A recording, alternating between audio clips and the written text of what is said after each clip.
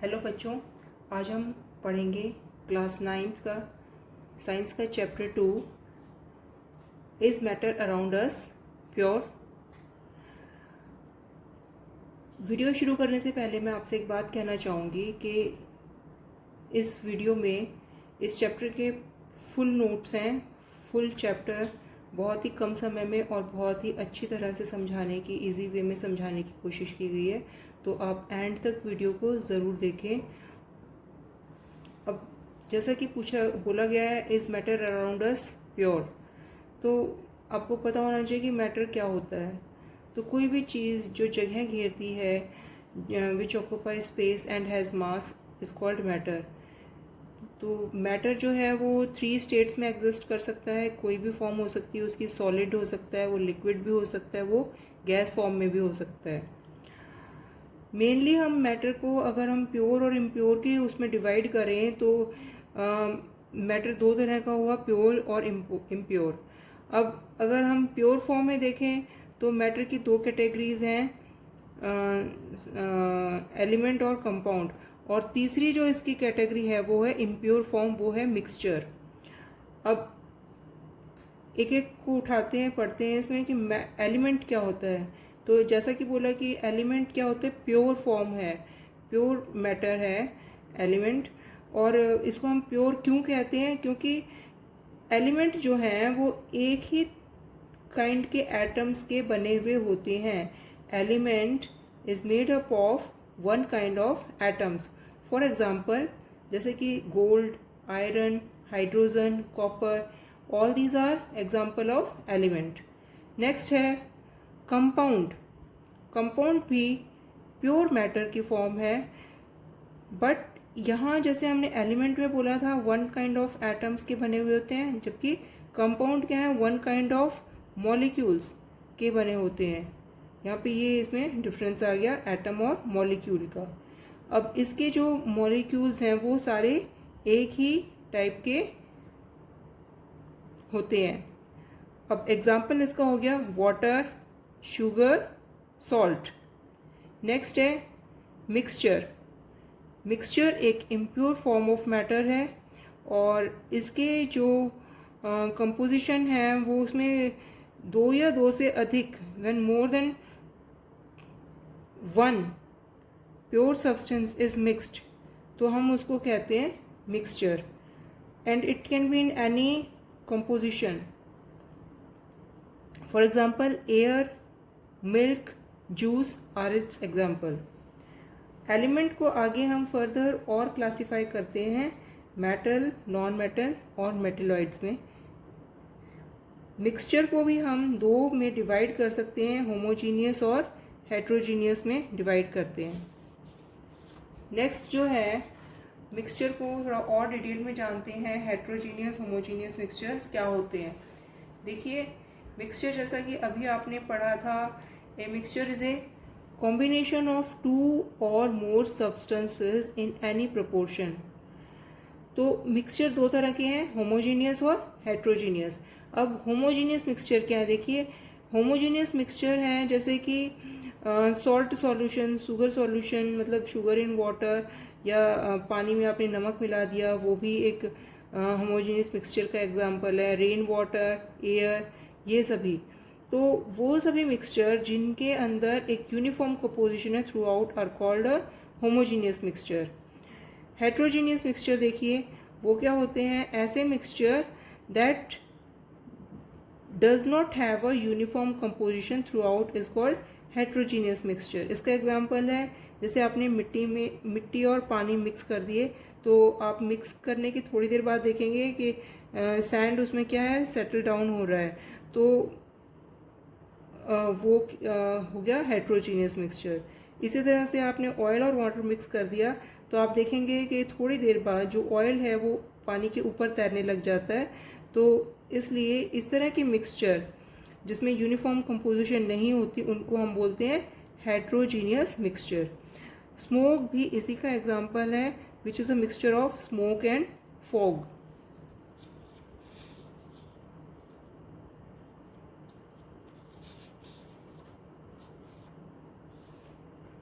What is a solution? अब solution क्या होता है?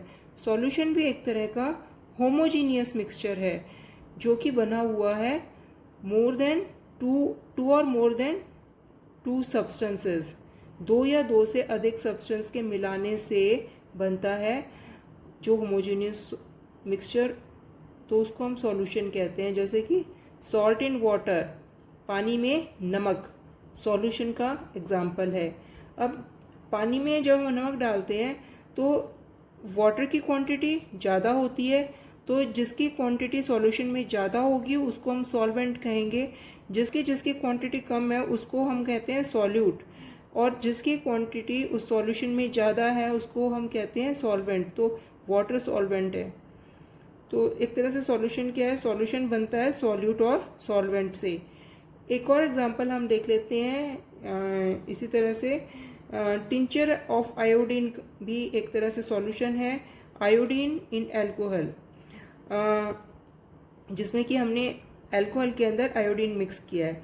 अब आयोडीन लेस क्वांटिटी में है तो ये सॉल्यूट हो गया, और अल्कोहल एक लिक्विड होता है जो कि ज़्यादा क्वांटिटी में है, इसलिए उसको हमने कहा सॉल्वेंट। तो इस तरह से आपने याद रखना है कि टिंचर ऑफ आयोडीन में आयोडीन सॉल्यूट है और अल्कोहल सॉल्वेंट है। सॉल्यूशन की प्रॉपर्टी एक बार और अच्छे से देख लेते हैं कि क्या प्रॉपर्टी है सॉल्यूशन की। सॉल्यूशन जो है वो होमोजीनियस मिक्सचर होता है, उसके पार्टिकल्स का साइज़ 1 नैनोमीटर डायमीटर से लेस होता है। पार्टिकल को हम नेकेड आइज से नहीं देख सकते क्योंकि वो स्मॉल साइज़ है, और path of light is not visible in solution. Solution के अंदर अगर हम लाइट टॉर्च से पास करते हैं तो हमें लाइट का जो रास्ता है वो नज़र नहीं आता है। Can not scatter a beam of light, solution light को स्कैटर नहीं करते, उसके पार्टिकल सेटल डाउन नहीं होते। इट मीन्स सॉल्यूशन को हम कह सकते हैं कि solution is stable. Solute particle can not be separated by filtration, आप उसको फिल्टर करके सॉल्यूट के पार्टिकल को नहीं निकाल सकते। अब कंसंट्रेशन ऑफ सॉल्यूशन क्या होता है?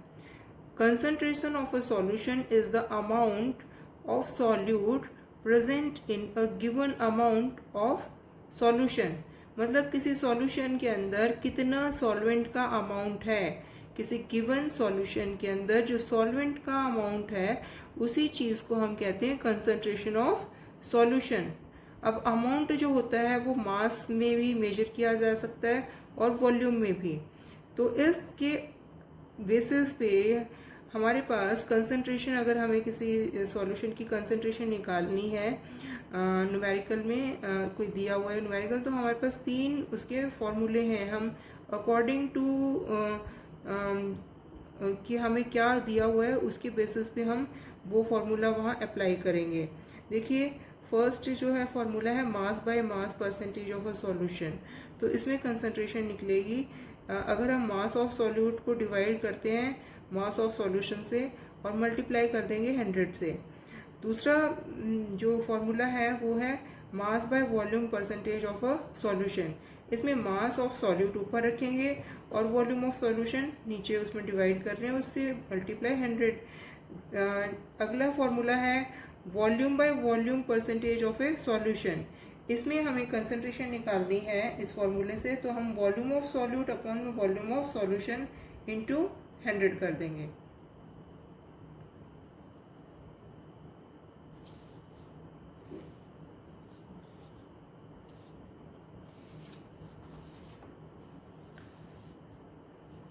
अब सॉल्यूशन में कितना सॉल्यूट डिज़ोल्व होता है उसके बेसिस पे सॉल्यूशन को 2 कैटेगरीज में डिवाइड कर सकते हैं, सैचुरेटेड सॉल्यूशन और अनसैचुरेटेड सॉल्यूशन।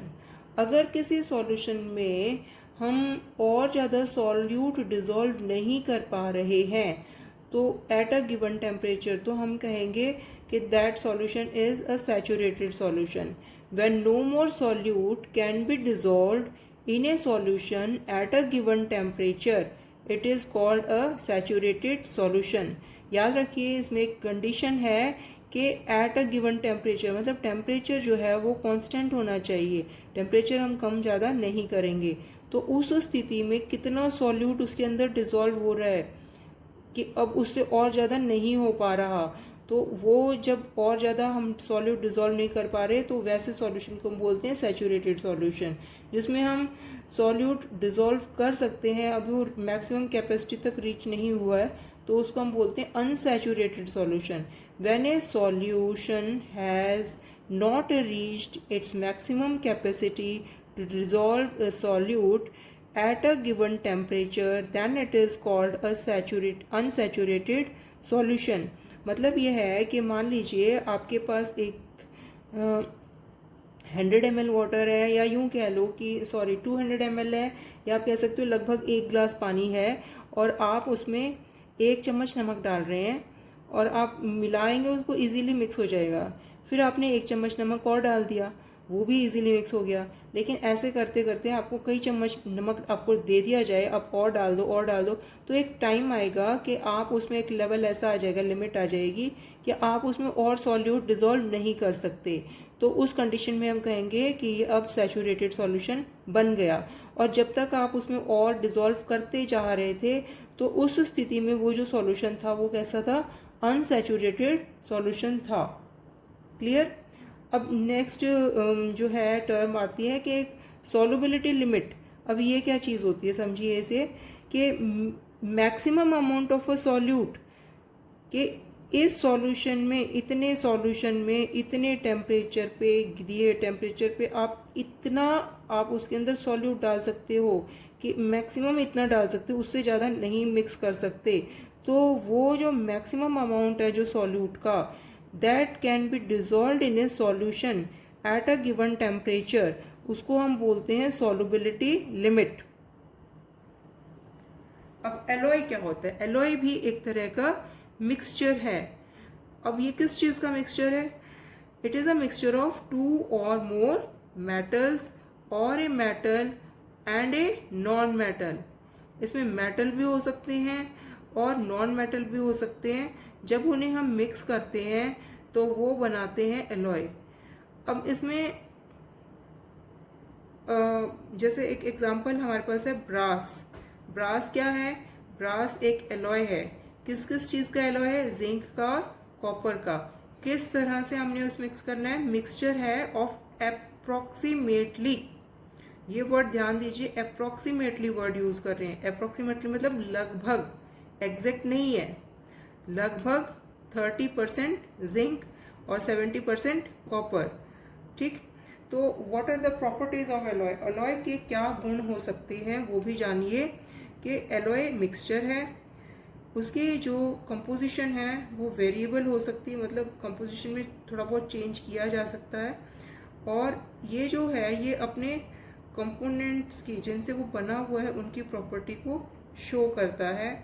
नेक्स्ट इसमें जो प्रॉपर्टी है इसकी वो ये है कि it can not be separated into its component by physical method.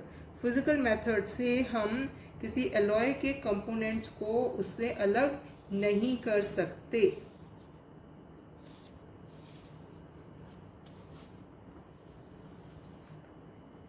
अब जानते हैं कि सस्पेंशन क्या होता है।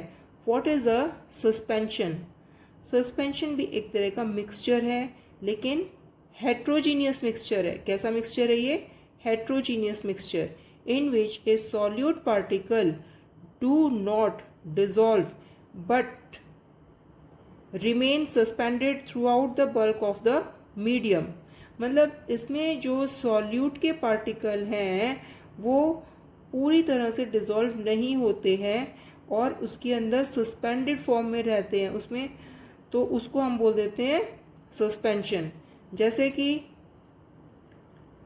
सैंड इन वाटर, पानी के अंदर रेत। चॉक पाउडर इन वाटर, पानी में अगर आप चॉक पाउडर भी डालते हैं तो वो भी सस्पेंशन का ही एग्जाम्पल है। आप इजीली इसको करके देख सकते हैं और एक वीडियो भी है इसमें, इसे ध्यान से देखें तो आपको समझ में आ जाएगा कि सस्पेंशन क्या होते हैं और उनकी क्या प्रॉपर्टी है। सस्पेंशन हेट्रोजीनियस मिक्सचर है, उसके पार्टिकल्स को आप देख सकते हैं आँखों से, उसकी बीम ऑफ लाइट को सस्पेंशन स्कैटर करते हैं, यानी उसकी जो सस्पेंशन के अंदर जो सॉल्यूट के पार्टिकल हैं जब उन पे लाइट पड़ती है तो वो चमकते हैं। इस चीज़ को बोलते हैं स्कैटरिंग ऑफ लाइट बीम। और उसका जो पाथ है वो विजिबल हो जाता है, लाइट का रास्ता नज़र आता है उसमें। और सॉल्यूट के पार्टिकल की एक प्रॉपर्टी और होती है कि वो सेटल डाउन हो जाते हैं व्हेन लेफ्ट अनडिस्टर्ब। अगर आप उसे थोड़ी देर के लिए छोड़ दें मिला के तो वो पार्टिकल्स जो सॉल्यूट के हैं वो उसके कंटेनर के बॉटम में आपको तली में बैठे हुए दिखाई देंगे कि वो नीचे बैठ गए हैं। तो इसलिए हम सस्पेंशन को कहते हैं कि सस्पेंशन इज अनस्टेबल। अब कोलाइडल के बारे में जानते हैं। कोलाइडल क्या होते हैं? What is a colloidal solution?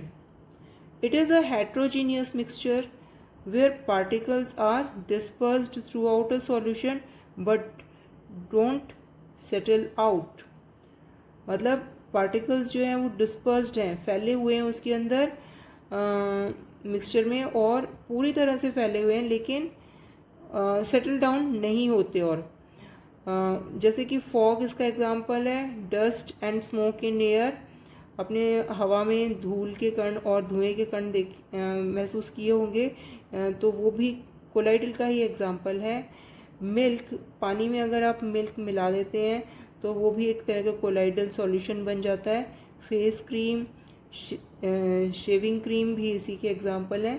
अब कोलाइडल की प्रॉपर्टीज़ और देख लेते हैं कि फर्स्ट प्रॉपर्टी इसकी है कि ये एक होमोजीनियस मिक्सचर है, इसके पार्टिकल्स नेकेड आइज से विजिबल नहीं होते। ये लाइट की बीम को स्कैटर करता है, मतलब लाइट को फैला देता है, और लाइट का पाथ विजिबल है उसके अंदर। और particles do not settle down, इसके पार्टिकल नीचे नहीं बढ़ते। Can not separated by filtration, filtration process से आप इसके पार्टिकल्स को सेपरेट नहीं कर सकते।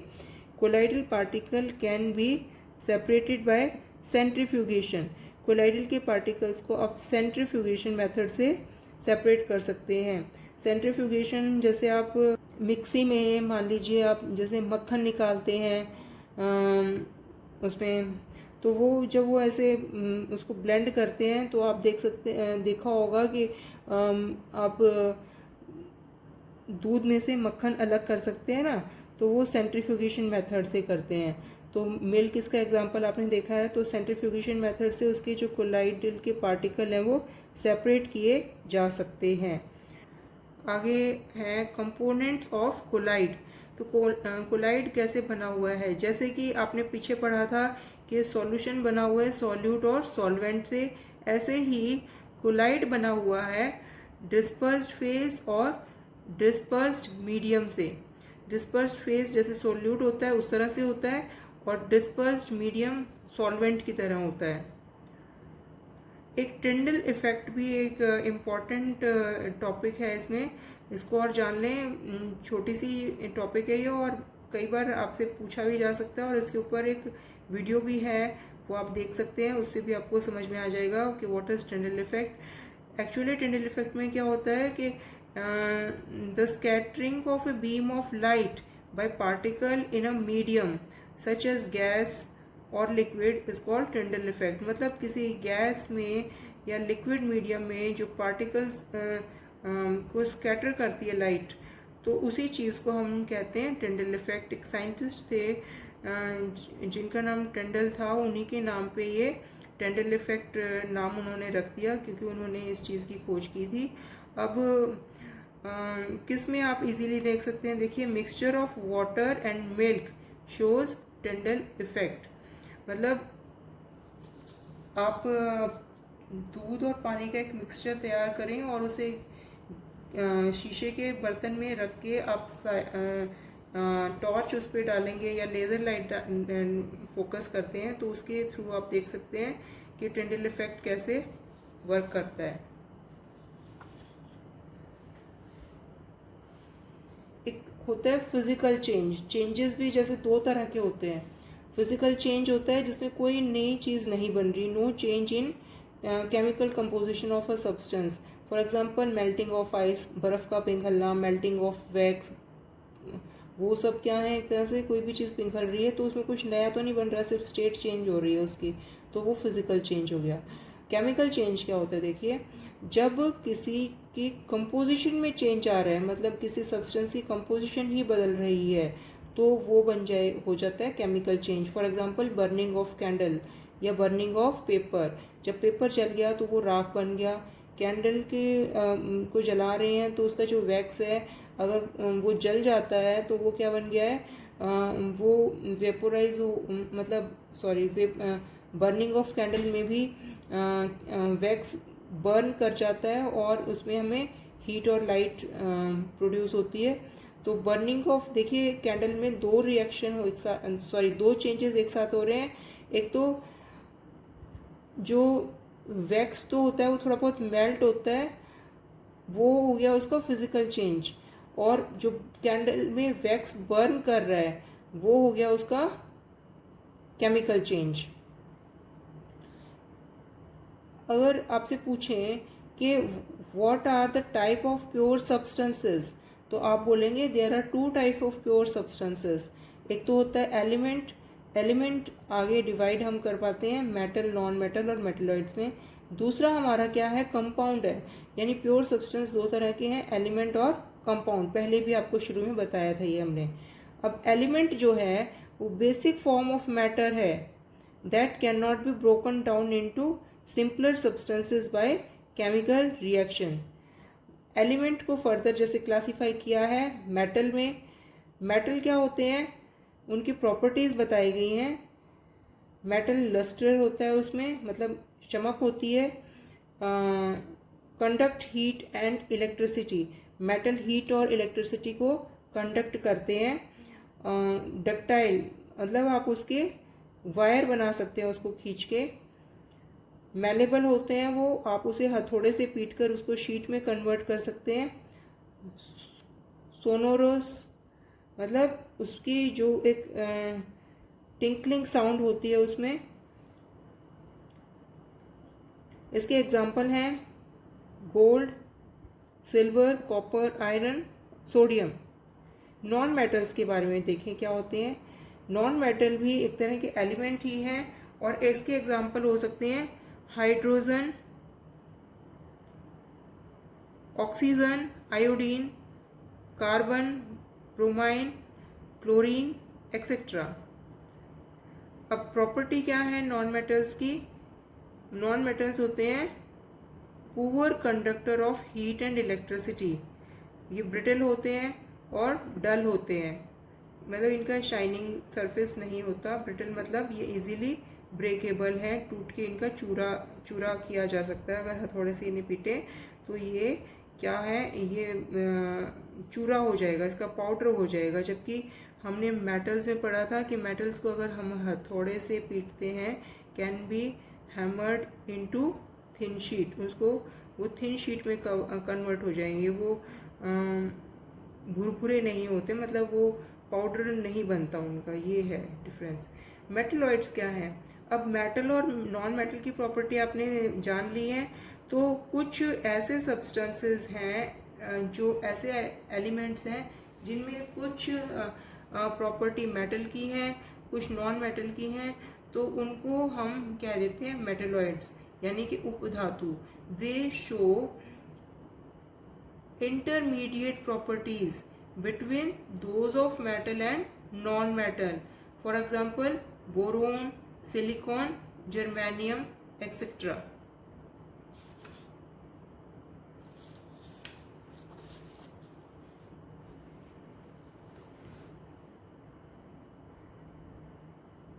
अब प्योर सब्सटेंस का जो दूसरा टाइप है वो है कंपाउंड। कंपाउंड के बारे में देखिए क्या होते हैं कि they are made up of two और more different elements that are chemically combined in a fixed ratio. अब इसके एग्जांपल क्या हैं, वाटर, वाटर का फॉर्मूला होता है H2O। अब वाटर क्या है, एक कंपाउंड है, हाइड्रोजन और ऑक्सीजन से बना हुआ होता है। इसी तरह एक और एग्जांपल आप कंपाउंड का देख सकते हैं, कार्बन डाइऑक्साइड भी एक एग्जांपल है जिसका फॉर्मूला है CO2। फॉर्मूले से ही आप देख के समझ जाएंगे कि कार्बन डाइऑक्साइड जो है वो 2 एलिमेंट्स का बना हुआ है, कार्बन और ऑक्सीजन का। मीथेन एक और कंपाउंड का एग्जाम्पल है, इसका फॉर्मूला है CH4, यानी कार्बन और हाइड्रोजन से ये बना हुआ है। अब आपने एक चीज़ और देखी, जैसे कि यहाँ कंपाउंड बोला है, फिर हमने क्या बताया है कि ये 2 या 2 से अधिक एलिमेंट्स को जब हम केमिकली कंबाइंड करते हैं फिक्स्ड रेशो में तो वो कंपाउंड कहलाएंगे, तभी हम उनको कंपाउंड कहेंगे। तो जैसे वाटर में आप देख रहे हैं इनकी फिक्स्ड रेशियो है हाइड्रोजन ऑक्सीजन की, इसी तरह कार्बन डाइऑक्साइड की फिक्स्ड रेशियो है कार्बन और ऑक्सीजन की, और मीथेन में कार्बन और हाइड्रोजन की आप फिक्स्ड रेशियो देख रहे हैं कि 1 कार्बन है और 4 हाइड्रोजन है, तभी मीथेन बनेगा। अब एक बार और क्लियर कर लें इस चीज़ को कि मिक्सचर और कंपाउंड क्या होते हैं, इनके डिफरेंसेस अगर आप पढ़ें तो ये बहुत इंपॉर्टेंट भी है, बहुत बार पूछा भी जाता है कि मिक्सचर और कंपाउंड में डिफरेंस बताइए। तो डिफरेंसेस ये हैं कि मिक्सचर जो है वो कोई प्योर सब्सटेंस नहीं है, mixture is a impure substance, यानी mixture is not a pure substance. Compound है pure substance. Mixture no fixed composition, compound की फिक्स्ड कंपोजिशन होती है। मिक्सचर क्या है, show property of its constituent, मतलब मिक्सचर में हमने उसके कॉन्स्टिट्यूएंट की प्रॉपर्टी हमें दिखाई देती है, जबकि कंपाउंड में टोटली न्यू प्रॉपर्टीज़ होती हैं। कंपाउंड एक तरह से अपने कॉन्स्टिट्यूएंट्स की प्रॉपर्टी शो नहीं करता। मिक्सचर में है कि constituents can be separated easily by physical methods, जबकि कंपाउंड में हम उसके कॉन्स्टिट्यूएंट्स को फिजिकल मेथड से सेपरेट नहीं कर सकते, only they can be separated by chemical methods.